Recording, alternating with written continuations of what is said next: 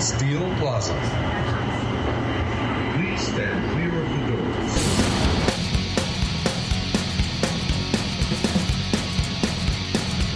Steel Plaza Podcast, right back here in the 2020 aftermath and the rapture. We're here with Raeann Rose. Right here, right now. And Brad Sinclair from Darkest Corners of the World. And we're here to smoke and joke, just have a little bit of fun today, just sort of lighten your spirits, just sort of get down to what is really going on in the world, but sort of at a fun level, sort of cleanse the mind, get rid of all that paranoia, get rid of the panic. And the first thing I wanted to bring up was neighbors, lazy neighbors. Raeann. I have a very, very lazy neighbor. I spend a lot of time at home now, just like everybody else does, and I'm constantly looking next door. And the grass is to my knees.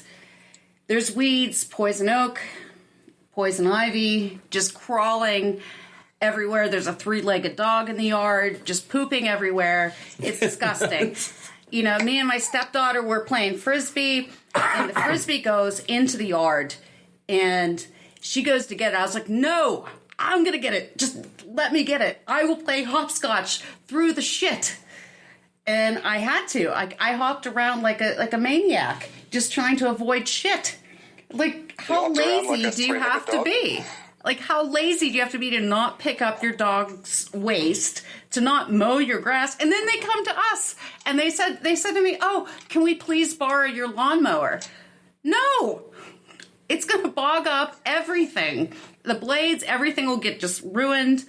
I mean, it's disgusting. And, you know, it doesn't matter what kind of government official you contact. Nobody does anything. But, you know, I guess, you know, nothing happens. Nothing happens. So do you have a neighbor like that, Brad? I don't, but first of all, I've got to say that's that person's property. And it's not for an Australian to say this, but it's America, young lady. And if that person would like to be wading through poop their entire lives, then that's their damn right. But when the poison ivy starts growing through the fence into my yard, and I start getting to where my cat is catching 4 mice a day in our house, it becomes a problem. It's a very big problem because there's no field mice because their grass is so high. It's disgusting. So that is my problem. Well, the good thing is your cat's kept busy, and I think that's a good thing because, you know, the dog only has 3 legs and it's not going to keep the cat in check. Salute to the 3-legged dog. Brad, and a lazy eye. It is not funny, though, when you go to work and you think that you have something inside your shoe, and I'm thinking it's a cat toy. You work for 3 hours on your feet and you decide to take off your boot just to make sure, like, oh, there's a cat toy. When you take your foot out and a dead mouse comes flying out into your break room in front of your colleagues, and you start screaming like a little girl, that's a problem. So that's why lazy neighbors are a problem, because it starts infringing on your work. Absolutely. They are. Look, I derailed the conversation as is a talent I have. But going back to answering your question, I think we have a next door neighbour who, you know, they have some sort of grass and some weeds, and the thing that worries me is the pile of bricks that sat outside that house for the 5 years since it's been built. I see them as missiles that can be put through anyone's window. Not that I would, but I see that as a criminal element will see it that way. But when I think about this carefully, I think to myself, there aren't really that many lazy neighbours in my neighbourhood. It's suburbia. It's all pretty neat and tidy, but it gets me kind of shuddering inside and thinking, maybe if I can't think of anyone else, maybe it's me, because my grass isn't that long, but there's a lot of dead plants out the front. There's some missing paint on a beam across our garage. I start to think that maybe it's me that is slowly dilapidating my house with my laziness.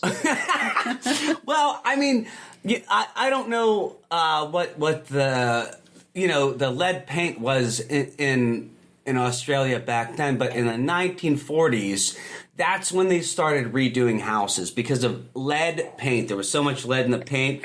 It was peeling off the walls. Kids were eating it, and they were like, "Oh shit! Now we have to redo all these houses." Oh, well, see, my house comes from, it was built in ancient times, in pre-plague times. It was, 2015?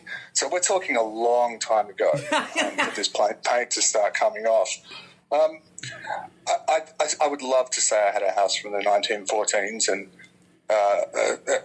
anywhere in the 1900s, really, just to give some credit. I would think twice on that one. Yeah, I would probably think twice. Well, here's the thing, and from a construction standpoint, 2x4s used to be a lot bigger than they are now. So 2x4s were actually 4x6s. Are you Jim Duggan? Are you talking about wood? Yes, the bones of the house. Yeah. Oh, okay. You are talking hacksaw Jim Duggan. So we are talking. Okay, 2x4. I thought you meant 2 bathrooms, 4 bedrooms. Right. No. Or vice versa if you have a lot of poop and you're very lazy. Now, yeah, so houses made in, the 1940s, pre-war or, pre-World War II, afterwards were made solid, and they didn't crumble as much, but they used things like lead-based paints here. I talked to you offline a little bit about the Lustron houses that were fantastic. I think you saw that. You lust after Lustron houses. I do. He wanted to buy one. I wanted to buy one. And I said, there's no closet space. We can't do that. Right. Buy one. I heard more along the lines of, the owners of said houses are much like said houses, and they take a long, long time to die. And there is no market for these houses, and that's what's getting in your way. We have a few just at Neville Island, close to us. It's an area close to us. And, and Adam would go, he would drive past it. He would drive me past it. And I said, no closet space. No, we're not doing this. So, there is that. I mean, it's kind of like going for a tiny house, that show, Tiny Houses. Yeah, but they had fallout shelters in the basement. They did. I was so excited about that, Is that more place to keep the spam and the beans, etc.? It is. Raeann, go ahead. Listeners might not be aware of spam on a regular basis. Oh, I do not. Yes, you do. He eats spam on a regular basis. He fries it up, eats it with cheese. It's not bad. It's actually not that bad. Spam's not that bad. It's better, There's a wonderful than MRE. Heston Blumenthal cooking episode. I can't remember which program it is of his, but he goes back to his old school where they would make them fried spam. And this just disgraceful school food from the 70s. He goes back and decides that he's going to make a gourmet spam. It really is something to behold. Oh, nice. You may be the perfect audience for this. Sounds like it. Absolutely. Now, so another thing we wanted to dust upon real quick was every state here has their own governor. They have their own constitution. They have their own set of rules. What's Australia's version of Pennsylvania's Tom Wolfe? I'm proud to say we don't have one. But in a political sense, in more of a structural sense, obviously we're a federal system like you guys, so we have national government and various state governments. The state government leaders are much the same as the Prime Minister over here, the national leader. We don't directly elect that leader. We elect to the constituents of that party who then go into power, and they elect their own leader. But typically we're aware of who that leader is before we're voting for parties, if that makes sense. So the individuals, quite thankfully, don't have the sort of veto power, don't have the individual power in any sense that your mob seem to. I'm going to rile some people up right now. To us, we think it's bizarre I'll start with the way you guys maybe think about us, which is how can we elect someone when we don't know, when we can't be sure who the leader of those people is? Like it's mind blowing to you guys, but to us, it's more, why would you have a democratic system set up to essentially elect someone who has dictatorial power over the entire government nationally and then on a state level? That's just bizarre to me. Yeah, so I think that we should enact just like when you install software on your computer, a user end agreement. You have to read through everything before you vote for the person. No one's going to read it. Exactly. He's absolutely right. But what if it was read to you and it scrolled all the way down and you couldn't do anything until it was done and then you pressed yes or no? I feel like that's how we should vote. People think COVID is here to thin the surface population, but I think you've come up with a much better way of thinning the surface population because I think many users would end themselves getting through that end user agreement. I know. I'd be seriously thinking, is this time worth me living further? Right. Or it would say something to the effect of, and it would be like a robotic voice or whatever. And it would say, this is John Smith. These are his opinions. Like Stephen Hawking's? Are we talking Stephen Hawking's voice? Oh, yes, that would be like because murder. now it's a different conversation. I can listen to that. Right. That's fantastic. So this is John Smith. These are his opinions. These are his policies. That's insensitive, Adam. It is. It's I did set you up, but slightly insensitive. Slightly insensitive. But if we had a user end agreement and it was read to you and you couldn't do anything until it was done, you had to listen to the whole thing before you pressed the vote for yes or no, I think we would have a better idea of what was going on. No, because nobody would listen. They would leave their phone on or their computer on and go to the other room. You're and in a let it booth. play. You're in a booth that you can't leave. Oh, you can't leave. And you have to hear all of this political person's opinions before you vote for them. Are they giving you snacks in the meantime? You can have snacks. Okay. Yeah. Because that's going to take a long time. So you're impinging on these people's freedom to ensure their freedom. I can't see this going down well in the US of A. I think a lot of people might get upset. But I think what you're also doing, to talk about voting systems, you guys don't have to vote.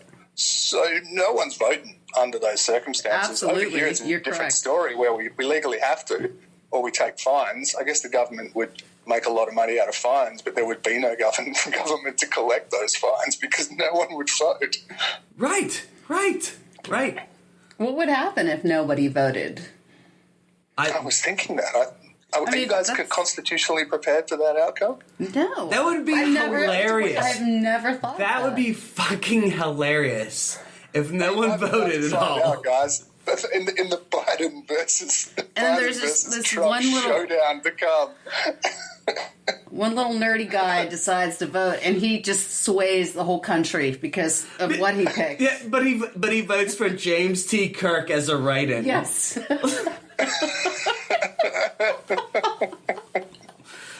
and then it's like, oh fuck, now all bets are off, and then William Shatner, I believe he's still alive. Yes. Now he's president by accident. Oh, you know what? I can deal with that. That would be fucking hilarious. I will admit that I did. Just for the speech delivery, I can deal with that. The last vote, I did write in my cat. I did. I absolutely did. Because I didn't like any of the choices for local government. I thought my cat would do a better job. That's the truth. I mean, he's a smart guy. He's a smart guy, yeah. He's smart. He's well about, yeah. He's also on a fucking killing rampage, people, from what I understand. So, And leaving dead things in shoes. Right. He's a murderous individual. He's like Braveheart. I like him. I'm not sure, but I think he did a drawn quarter of a mouse with horses. I'm not sure. But we'll see. Let's take it back to the original part of the conversation. Tom Wolfe I think I'm really happy we don't have anyone with those kinds of individual veto powers and the ability to push things through executive. And from what